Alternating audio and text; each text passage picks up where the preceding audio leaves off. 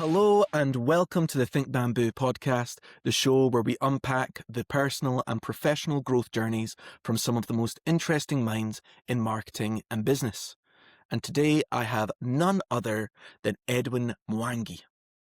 Edwin, would you care to give a little introduction to yourself for those that might not be familiar with you? Thank you, Jimmy. My name is Edwin Mwangi. I am the Chief Business Officer at WorkPay. We are a leading HR and payroll company in Africa, serving 35 African countries.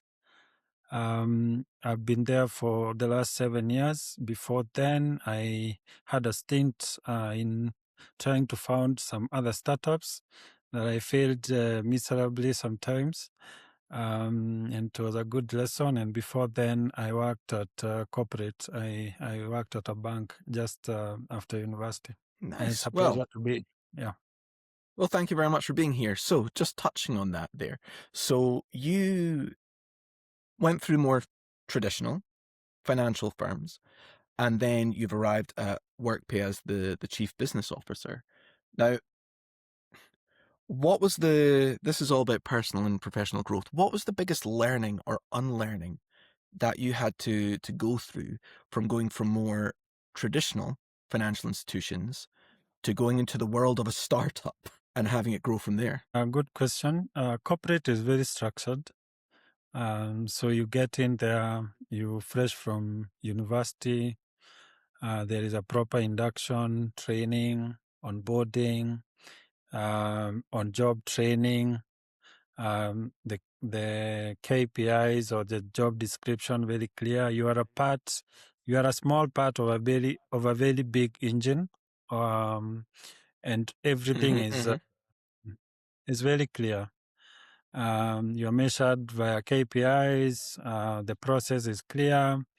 And then the contrast on the startup side is chaos management. Yeah, right. Especially in the beginning, there is no JDs. You wear multiple hats. You are a salesperson. Sometimes you're called to support a client. Sometimes you're called to ideate around the product, and you kind of now have to manage everything. Things are not figured, so you're the one to figure them out.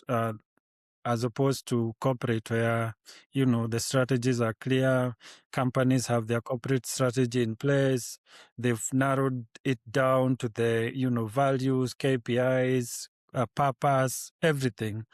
And in a startup environment, you don't even know if you'll be there in the next 6 months. It's about survival, managing the chaos. So that was the biggest unlearning, is how do you come from a very process-led environment to a place where you have now to start from scratch and build everything from the bottom up.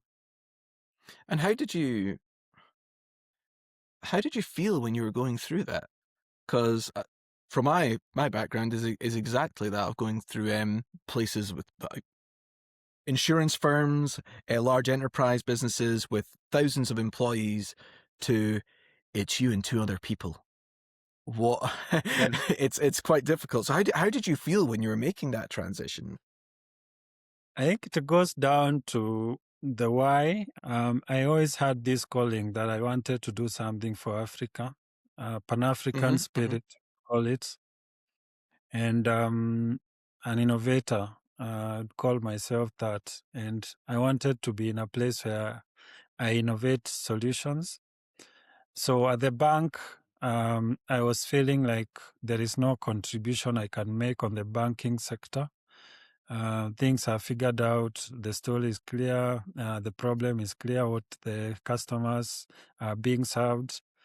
And then there is this new space of IT, leveraging on technology, helping us as Africans to leapfrog years of industrial lagging behind. Here comes technology. I've learned this in school. I know the power of technology. I had this calling that I wanted to get into the startup space. So for me at that point, it was more of excitement that I'm finally able to be at this space. Despite the chaos, despite the confusion, there was excitement that finally we can do something by Africans for Africa. And yeah, that was exciting when it was starting. That's a really strong why. I like that, and being able to do something for, I guess, your continent. That's a rather that's a big lofty aspiration. So yeah, you've spoken about the transition there that you made from banking into the startup world. Now, you've mentioned in the past about this Be-Formless philosophy and about learning, unlearning, relearning, and active recovery. Now, Yeah. how did that? How has that?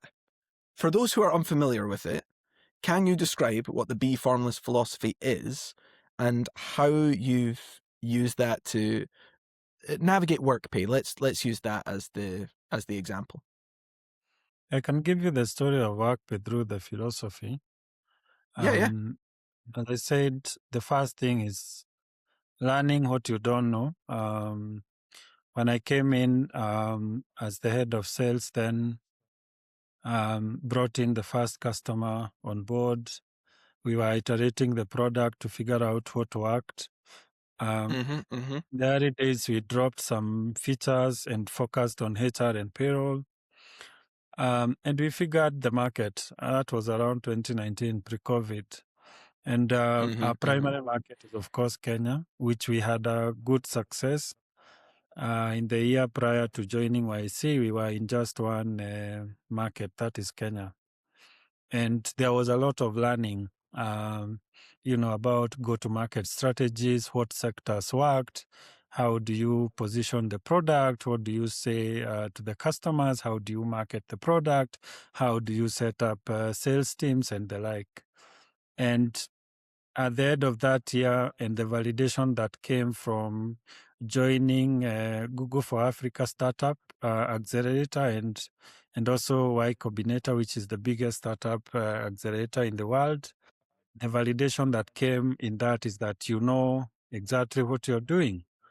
And then after YC, we raised our pre money. It was about $2.1 million.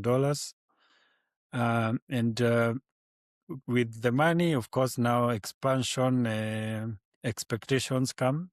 And one of the expectations was, can you also prove that you can succeed in a secondary market?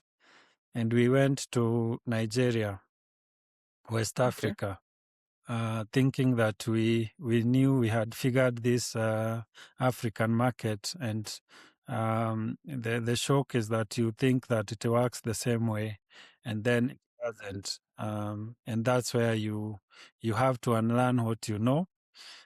Forget about the GTM that worked in Kenya. This is a new market. Even forget about the product that you have. We had to rebuild some of our architecture for the product for it to work in that market. You find that how they do compliance or how they do some certain processes are not the same. Sort of have to build almost a parallel product to what you have. And that was part of the learning that we had to do. Relearning, of course, you also have some aspects that worked, and you have now to gel this into a global mindset. Even as we now went to the rest of the markets, we were very aware that none of the market is the same, and you have to treat it with the same respect in the beginning. Do not assume things. Go there, talk to people, find out what they want, what is their pain points, the regulatory environment. Be very careful about how you navigate that. And of course, the biggest lessons have come now when we have attacked the global markets via employer of record, which Yep. now means that you even have to talk to customers that are outside the continent, which now brings different perspective, different standards. And I would say that the whole process of learning, unlearning, relearning, and active recovery is the process that you have to go through as a startup. As you first begin, you don't exactly know what it is that you're solving. You talk to your clients, they teach you, but every time being humble enough to know that you do not have all the answers and you have to keep listening to your customers. They will be the ones to tell you how to iterate the product to serve them better, even as times call for you to continue adapting and innovating. That is an incredible answer to that question. You mentioned there about remaining humble, and I find with founders, when you get excited about something and you can almost sometimes believe your own hype.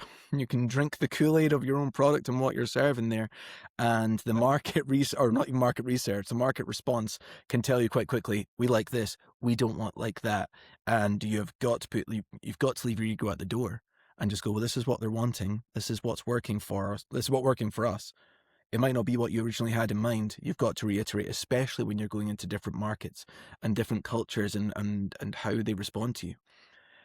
That leads me on to I sent you a list of questions before for the audience listening. There's a few questions that I want to tie into, and remaining humble when things are going your way, but also when things, don't go your way. So this is where it can be a little bit uncomfortable. I'd love you to think about a time where things haven't gone the way that you would want them to, or you would have liked them to, and you can give as much information here as you want. You don't have to relive the worst moments here. Just the bullet points are fine. But how did you navigate those moments, and how did you come out the other side? I mentioned about YC, and for context, YC, we got into winter of 2020. That was just when COVID was coming into the picture. Yep. So we raised the money, and then the country or the whole continent or the world was on lockdown. Yeah. Yep. And we were expected to now with the money because of the promises made to investors. They were expecting now because you have the fuel to do business development and product development, and the growth curve was very hockey stick in 2019, and they were expecting the same kind of momentum, and so are we in respect to we didn't have money and now we have money. So money means that you can hire more salespeople, you can expand engineers, and you can deliver faster and go to market faster. So COVID hit, and one of the biggest realization was that we knew how to sell best door to door, and then we unlocked. And I remember doing my first demo. It was actually on Teams, and we were navigating the tool. Then it was very new. Customers were on the other side. They were in a boardroom. We were having trouble connecting some of our members. I was the one presenting. I couldn't work even my laptop permissions. And it was a nightmare. And as they say, there is no second chance to make the first impression.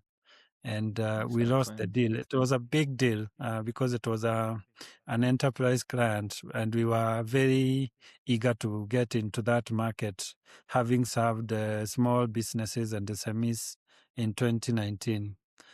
And I remember closing that laptop and feeling very bad about the whole thing, but also appreciating. I think that moment, I appreciated that things had changed instead of waiting for back to normal, which was the thing that a lot of people are stuck in, you could feel that this thing is here for some time, and then come 2 months, 3 months, we'll be back to normal, so that we can continue selling the way we used to, back to door or physical meetings, meeting people over coffee and connecting with them and making deals. I think that moment was very profound to show me that things were not going to be the same. And it taught me adaptability. And we said, from now on, we have to hack this virtual selling. Mhm, And mhm, of that transformation, I would say the foundation even of how WorkPay was able to go to other markets and even become a global brand in the EOR space was courtesy of the transformation of the sales mindset that we had during COVID.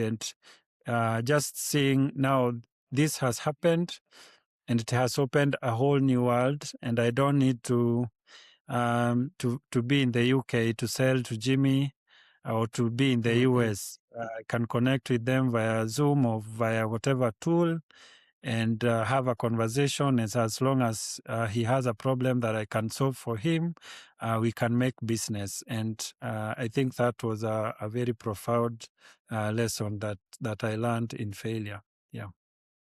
I think a lot of people are going to be able to relate to that because that's actually how Think Bamboo was formed from the pandemic to when we realized we could work from home and we could Yeah. do the same work online to be global. And I can I can relate to the story of trying to present to clients going from being in the room with them most of the time to having to do this virtually, and no one had it right. I think looking back, Yeah. no one really had it right, and those that did or say that they did, I'm suspicious of that because I've been part of them saying, "Oh yeah, we've nailed this," and I'm sitting there going, "No, we really haven't." So, like internet could be sluggish, people aren't Yeah. connecting. There's loads of dead silence. There's all of that there. They've got jokes or certain parts of their pitch or their conversation that they usually land when when you've got the energy of the room. And when that goes and you're sitting there in a room by yourself trying to convey this energy, it's a completely different ballgame. Yeah. Um, so on from the negative, it's not negative, it's a learning, so it's not negative. To something that I crawled your LinkedIn, Edwin, to try and get some information there, You did and your so homework, yeah? yeah, I'd like to do my homework. I like to catch people out a little bit, or not catch people out, but I like to get into the person because Mm. this is what people are going to relate to. And you've shared some stories in the past about dropping out of school early and when younger not wanting to go to class at all, to not attend, and the lengths that you would go to avoid it. So, however, you changed that and you were able to have a mind shift and actually do academically very well in education. And some don't experience that. Some are on that constant, I don't like this, I'm out, and I want to go and do something else, and that's completely fine. Now, you will experience this in business where you find yourself at a plateau, you're just not wanting to go in there and or it's hard to show up. What was it in that? What was the internal shift that, or can you place the internal shift that happened within you to go, actually, I'm going to go to class. I am going to try. And how do you attack that today when you find yourself in a similar position where you're either plateauing or maybe the day job is not going the way that you'd want it to? Yeah, I'd say that story you've really dug for it, huh? Hmm. Happened when I was very small, in my primary school years. Hmm. I hated school, um, and I didn't basically know what I was going there for. I lacked the connection to the purpose. And I Okay. think it was the turning point was in sometime the class teacher came, stood in the in front of our assembly, asked that we come up with a school motto. It was a new class teacher. He said, we've stayed for long. This school needs a school motto, and said everyone has a homework to go and figure out what a school motto was and come up with one, and the best one will win. And I was very confused because I didn't know what that was. Mm-hmm. I asking a couple of people, even my, I had another cousin who was attending the same school. They did not also have a lot of ideas, and I think those who knew also are not sharing, so that we don't preempt what they were they were Mm-hmm. towards. Mm-hmm. And the day came for the announcement of the school motto, and I was there, and I was very tensed. And I was just hoping that the teacher will not pick on me and tell me to say my idea, because I did not have one. And that feeling of ignorance and hopelessness, I think it was the turning point for me, because I became curious, and I wanted to know what was this thing about. Of course, the school motto was decided. I was not called upon, thankfully, but I developed some curiosity from then of wanting to know. And I was in a place that was disadvantaged in a way. I didn't have people to talk to that had kind of made it in life. So I Mm-hmm. turned to books, and I started reading, but reading not from a place of wanting to read to pass exams, but wanting to read for the hunger of knowledge. And as young as I was, I did not understand it, but I think my curiosity, that is where it was born. And every time I have felt the same, I have looked at information, or asked a question, or sought people, and you'll be amazed every time how people are willing to share. And sometimes just to realize that, the biggest thing that you have to do is ask. But I think a lot of people shy away from asking because, again, they don't want to expose their ignorance, or because Mm-hmm. of confidence, or because of shyness, or whatever. But I think the seeking for knowledge is a continuous process. We are always in Mm-hmm. a fast-paced world where things are changing very fast.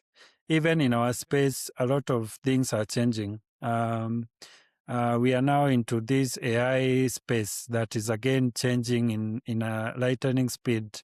You cannot master everything, and if you do not ask, or you think that you are the smartest person in the room always, then I think you will not gain the advantage of knowing. And I think that has happened over and over again.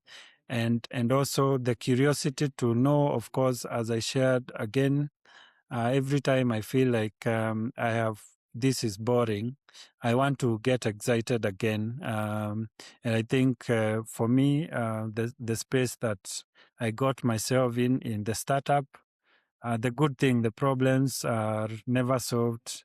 Every day, different challenges. And I think there is never a day that you can say you're bored in a Mm-hmm. startup. There are a lot of problems that can be solved, and that keeps we keep learning and learning. And I came across, maybe I shared this here. I came Mm-hmm. across Steve Jobs, Right. 2005 Stanford commencement speech. Mm-hmm. And there is a line that he said at the end, and he said, "Stay hungry, stay foolish." And I thought about it, and I asked myself, how can you stay foolish? And of course, the profound thing is that if you keep curious, if you're curious, you keep learning, hungry for knowledge and foolish for information, you keep improving. And I think I have lived with that mantra for my life. Yeah. Well, I was about to ask you a question after this, which is normally the what I call the reflection question, where it's about what growth habit have you developed to help you for success, and I think you've indirectly asked it or answered it, which is remaining curious and staying hungry for knowledge, which I have to say, as you get a little bit older, can be more difficult when you just want things to remain the same and be easy for you. But that is where you do plateau. That is where you become stagnant. That's where, and you stop personally growing, not taking the professional part out of it. When you stop being curious about I'm interested in other cultures a lot of the time and seeing how they handle things compared to quite frankly, a middle class Scottish boy that grew up in the countryside. It's going to be a completely different perspective. I've got a couple more questions for you, Edwin, and this one I'd like you to go back to your first job, whatever you want that to be, and knowing everything that you do now about your banking career into helping WorkPay become the absolute juggernaut in payroll and HR software that it is now. What advice would you give yourself to baby Edwin on his first day, on his first job, with everything you know now? Just do and apologize. Do not ask for permission. Apologize. I think the hesitation to do it right delays some time, and the fear of doing or not trying. I think if you did, and even if you failed and came and asked for apologies, I think it would be more understandable than having to always seek for permission, because in a way then that is what prevents a lot of people from doing.